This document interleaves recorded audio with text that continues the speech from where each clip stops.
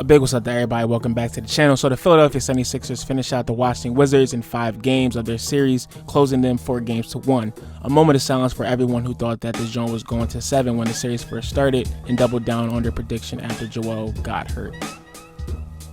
Now the first prediction was utterly ridiculous, especially with a healthy Joel Embiid, but it's kind of disrespectful and crazy how some bulls really thought that we would lose this series after Joel's knee buckled during Game 4. Despite massive poor memory that it seems like everyone has, Ben Simmons has experience leading the Sixers in playoff games without Joel Embiid playing. Bulls Dadass forgot that the Sixers went 2-1 during their first 3 games against the Miami Heat during that 2018 playoff run, Ben's rookie season.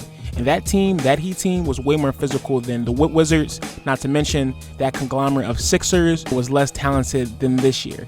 I honestly do not get the emotional irrationality and overall disrespect, towards this man, but I digress. Player averages for the series are as followed.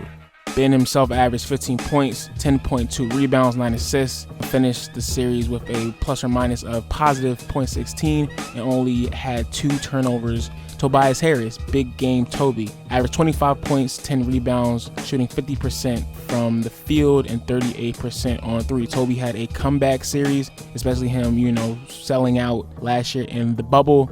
He showed up. Joel Embiid, before he got hurt, averaged 24 points and 6.8, basically 7 rebounds. Steph Curry averaged 15.8 points, shooting 52.5% from the field and 34.5% on 3. And our boy Mr. 3 Rings, Mr. Danny Green, finished averaging 9.4 points, shooting 48.6% from the field and 46.4% on 3. Absolutely domination, absolutely amazing, if I do say so myself, and I do. So let's get it. Overall, looking at the squad, the Sixers averaged 124 points during that series and won every statistical category against the Washington Wizards except free throws. So my biggest takeaways from the series was the Sixers are a complete team and can win as a group collective for more than one game, because that's essentially what we did, especially once Joel Embiid went down. So there's a lot of confidence going forward that the bench is actually producing and can help us expand leads, because they weren't doing so well, at least the first game. Shout out to Dwight. He played a beautiful game hitting his free throw. So if we can do that along with everyone else playing their role, we should be good. My second takeaway is Maxey has arrived. I wasn't sure, to be honest, about him putting a rookie in the spotlight in the heat of the fire that quickly, but he proved me wrong. He is the only bull on our squad who can penetrate to the rim at will, and we need that because we don't really have playmakers, drivers on our team, solo bulls by themselves. And he's only a rookie. Now, maybe he's just playing with full carte blanche with house money, and he's not scared to drive and actually get contact and score. But regardless, he definitely took Shake's spot. We still need Shake to, wake up, because he's going to be important, scoring in bunches down the road, especially in the Eastern Conference Finals. But to this point, the rookie Maxey is balling out. Now, transitioning to round 2, the Sixers will play the Atlanta Hawks, and the first game is on Sunday at 1 p.m., one of those early joints, which I really don't mind.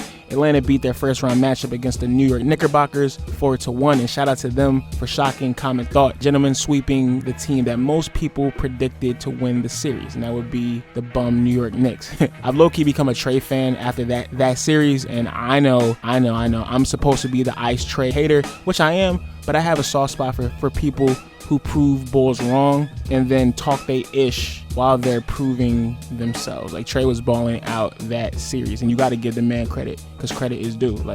No hate here. Knicks fans needed to be humbled, and I love it. Bulls was dead ass hype on the Knicks, even though they really did nothing this year. The Bull Julius Randle is a catfish. But let's focus on the Sixers and specifically the Hawks and Mr. Trae Young. So this is his first playoff run this year, and like I said a few seconds ago, he is balling out, controlling the tempo, controlling the offensive game plan on his team, not letting the defense manipulate his offensive production. Now this is obviously going to change advantage against the Sixers, who have more of a individual player style defensive scheme instead of New York's team defensive, John. So Trae may not be able to be as fluid as he was after not making the All-Star team that was held in his city this season, and it's clear that he is using that as motivation. Last series, he averaged 29.2 points, 9.8 assists on 34% shooting from three, attempting 8 threes per game. Now that's a lot. Bulls is just firing. This is really a coming of age party for Mr. Trae Young. I compare his game more so to James Harden more than Steph, just because his range opens up everything else, and he is more of a distributor. Looking at the season series as a whole, the Sixers won the season series against Atlanta 2-1, and they all were blowouts. Now you really can't put stock into these those games, just because both teams were never healthy. We never got to face each other fully with our stars. One game Joel was out, the next game Ben was out, the other game Trae Young was out. But if we must say something, since the Sixers won, and show that we have more talent as a like whole overall team cohesiveness and team chemistry, team talent, the Sixers do have the Hawks there. Either way, I will take the W's. The Hawks are a very sneaky good team, and we shouldn't take them as a pushover per se. They have a lot of threats offensively that can push the pace of the game at will. I kind of feel like we kind of are overrating them in a sense, just because they manhandled the Knicks, and I think that has more so to do with the Knicks being overrated going into the playoffs than the Hawks just being good. Just because the Hawks stomped the Knicks does not mean they're going to be able to do the same thing with a better team such as the Sixers. With that being said, I'm taking the Sixers in 6, just off of the fact that we have better talent. If Joel Embiid wasn't injured, I definitely would have had us in 5, but with the injury, I'm gonna give Trae Young and them Bulls some slack, because I feel like there's going to be a game or two where they're just going off hitting threes and we're not going to be able to do anything. But if I'm going to sit here and say that is going to be the recipe for them to win, the shooting shots every single game, they're not going to be able, or Trae, he's not going to be able to sustain that, or at least you would hope not, with the Sixers having a top 5 defensive team. Once again, with individual players guarding, not a team, well, not a overall team defensive scheme, but we have, free safeties going after individual players. That should, count for something. Overall, the Philadelphia 76ers pose a large match of problems going into this series. Like, for one, who is honestly going to competently guard Benjamin Simmons and Tobias Harris? Vice versa, like I said, we have multiple defenders who can guard their sharp shooters. They ranked 18th in defensive rating this season, which is bottom half of the league.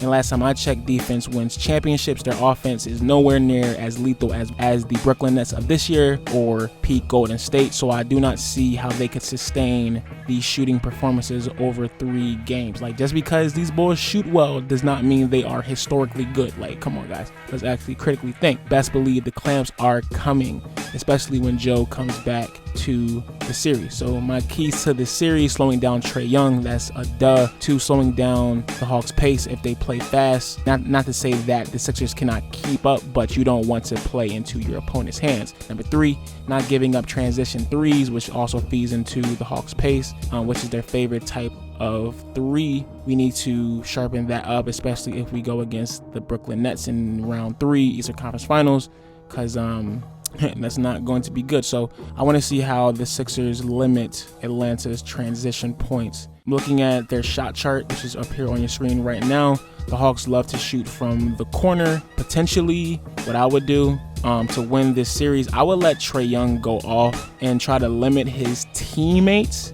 The rest of the starting 5 average double-digit points for the series against New York. So I think it'll just be easier to let Trae go off and tire himself out for 6 games and clamp up everyone else like Bogdan Bogdanovic, Lou Will, Danilo Gallinari, professional scorers. Trae Young wants to shoot, let him shoot. We will clamp up everyone else.